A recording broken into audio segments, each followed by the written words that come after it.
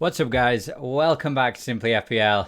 It's still midweek for Game Week 18, but Game Week 19 is just around the corner, and I know a load of people are due to play their wildcard. So what we're going to do, we're going to go through my Game Week 19 template wildcard team. So the team that if I had a wildcard, which I don't, I used it last week. This is what this is what team I'd put together basically. So just before we get started, this is completely different to a free hit team. If I was putting together a free hit team, it would be quite a bit different to this, actually. So I'm going to put a free hit team together tomorrow or the next day, and I'll upload that as well. But specifically, this is going to be a wildcard team. So I'm going to focus on the next six fixtures rather than just the next game week. So yeah, that's worth saying. So yeah, let's just get straight into it, shall we? So there's my goalkeepers, and I feel a little vindicated because I was saying all last week that Ramsdale is the guy to get as my reserve goalkeeper, and he got 9 points last night, so I don't feel as guilty putting him in again. So let me just explain that logic one more time. For me, Martinez is going to be my goalkeeper. Aston Villa have some of the best fixtures coming up over the next 12 to 15 game weeks. It's a really good run they've got. So having at least one Aston Villa defender / goalkeeper it's going to be essential. For me, Martinez has been the best goalkeeper in the league so far this season. The most points, his value. He started at 4.5 million. He's now 5.1. Still probably a good value goalkeeper at that price. And that just leaves us to pick a reserve goalkeeper. Now, the only games that Martinez are going to struggle in was the one we've just had, where Ramsdale slotted in nicely against Newcastle, and Game Week 25. So in Game Week 25, I believe I believe Villa have, is it Liverpool? They've got a red fixture anyway in Game Week 25.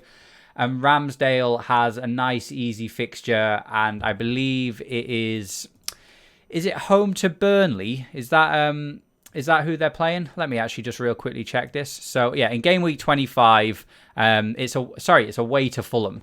So yeah, another green fixture. So for me, the rotation between Ramsdale and Martinez is perfect. Look, if you can't quite afford Ramsdale, you could arguably just put in any £4 million keeper or even Aston Villa's reserve keeper. But for me, those are the two goalkeepers. Now, I know loads of people are going to disagree about Ramsdale. It's just my own opinion. It worked out well for me yesterday. If it works out well for me again in Game Week 25, happy days. But those are the two goalkeepers I put into my wildcard team. Defense then.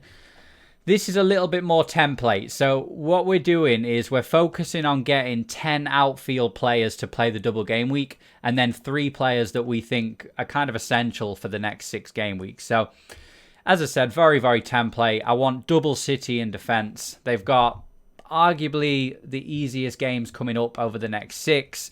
Their Game Week 19 fixture, I appreciate it might not be a double game week depending on the Aston Villa status. Now, I think that game will almost certainly go ahead, and I think it'll be against a very depleted Aston Villa team. So apart from that game, City, their run is just really nice. They've got Crystal Palace, Villa, then West Brom, Sheffield United, and Burnley. That's 5 games in a row that you're going to want to have triple City. So yeah, we're going to double up on the defense. Cancelo, no brainer. Criminally underperforming on his XG and XA. So his expected goal involvement is the highest of any defender. He's still in there at 5.7 million, I believe. So yeah, first name on the sheet for me. Wan-Bissaka, again, the double game week's nice, but Man United's fixtures for the next 8 game weeks are just unbelievable. So having some sort of Man United asset in defence, it's completely essential. I think the teams that I've seen that only have 1 or even 0 United players, they're teams you kind of look at and you really got to worry about their next 6 game weeks. Manchester United defence, you should probably have 1 of them.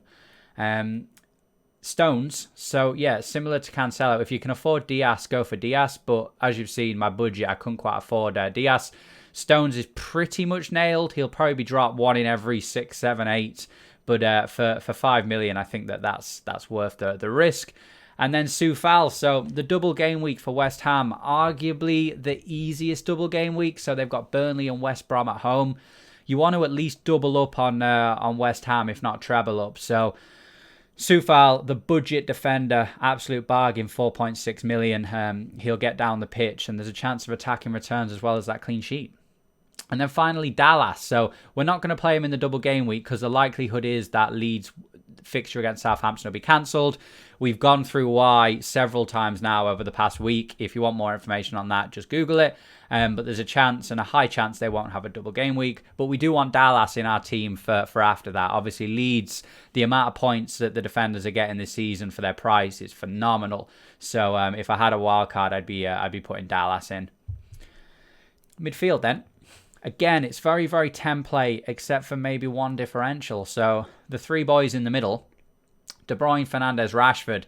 Same logic as the defence. The Manchester clubs have the easiest fixtures. They've both got double game weeks as it stands.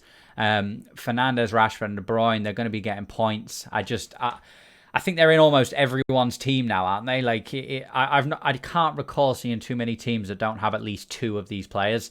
So Fernandes and De Bruyne essential. If you want to treble up on the United player, get Rashford in as well, and that's definitely what I do. Now, obviously that means there's an omission of Mo Salah. Me personally, Liverpool's next 8 games, 5 or 6 of them are very hard. So for me, I'd rather have Rashford for those and look to bring Salah back around the game week 24, 25 when they play Everton. I have got a team in a moment that has Mo Salah in it, and we'll just have a quick look at that as well. But if I was going to use my wild card, and I even used my wild card obviously last game week, I've left Mo Salah out. I'm not just saying this and then not planning to do it myself. I'm not going Salah. I'm going to take the risk and hopefully it pays off. Souček then, 5.3 million. He's got the easiest double game week, as we've said. The fixtures afterwards are great. He's getting goals. What a bargain. As I said, I took him out of my team in my wild card there for this game week, but I'm going to be putting him straight back in for the double. So yeah, he's one of the first names on my list when I do the wildcard team. I just like for 5.3 million, he's one of the tallest players you're gonna see. He gets in the box for all the corners, the set pieces, and he's quick as well. So yeah, for that price, we've seen the last month or so how many points he's got. He could really rattle up the points over the next 6 game weeks, and I think for that reason, he's nailed on to be in my team. And then a bit of a differential. So Mason Mount. Logic for this, Chelsea have the easiest next 6 game weeks. So just to call the fixtures, they've got Fulham and Leicester in the double. They've then got Wolves, Burnley. They've got Tottenham, Sheffield United and Newcastle. So there's only really Tottenham being the tough fixture. And again, Mason Mount, he can pop up anywhere. So he's not a prolific goal scorer. I mean, 6.8 million, you get what you pay for, right? But I'd be willing to take a punt on him for the next 6 game weeks. He's nailed on for 90 minutes. He says himself he wants to try and get more goals. And yeah, I just think he slots in nicely into this team. I don't mind having some sort of Chelsea coverage. And yeah, it's a complete punt. But yeah, he's going to be in my team for that reason. In the double game week 19, we're going to play all 5 of these. So we're going to be playing a 4-5-1 formation. And then the attackers. Antonio, Vardy and Bamford. So yeah, when I say a 4-5-1, you could play a 4-4-2 with Antonio, depending on whether or not you feel like that he's going to be fit. So I know a lot of people are concerned that he might only play one of the game weeks. For me, he's going to play in my double game week. But again, just trying to appeal to the masses. I know a lot of people are going to say, but Antonio might not play the double. So for that reason, you can play a 4-5-1 on this team and just keep him going forward. Caveat with Jamie Vardy. So he's 75% to be playing. So look, we'll keep an eye on the press conference. If you do pick this exact team, let's hear what Brendan Rodgers says. If he does say that, look, Vardy's not going to play, again, we can kind of swap that out. We're not going to go into the double game week unless we know for sure he's going to play. I think he will play, and that's why he's in this wildcard team. Leicester's fixtures, they're really, really nice. Again, similar to everyone in this team. They've got the double against Southampton and Chelsea. Then they've got Everton, Leeds, Fulham and Wolves. So teams that are going to let in goals. So for me, I'd be holding Vardy till game week 24 and then I'd get rid of him. Simple as that. And then Antonio and Bamford. So yeah, we just quickly spoke about Antonio there. When he plays, he's one of the best value players in the game when he's fit. So yeah, there's no reason not to have him now that he's back playing. And then Bamford, so I'm not going to play him in the double, similar to Dallas. But then after that, for 6.6 million, I still think he's a bargain. So yeah, he's definitely in the team. Leeds are going to continue to get a lot of goals. And yeah, he's almost fixture-proof in that Leeds will play that way against any team. So he can get a goal in pretty much any game. And that's the sort of player we like. So that will be my wild card. Let me know your thoughts below. And yeah, I'm sure you all want to see what a Mo Salah wild card will look like. So there are 4 changes to it, and here they are. So, for budget purposes, we had to get rid of our reserve goalkeeper and also downgrade Wan-Bissaka. So, Wan-Bissaka is now Luke Shaw, which I think offers pretty much the same, except there's a small rotation risk.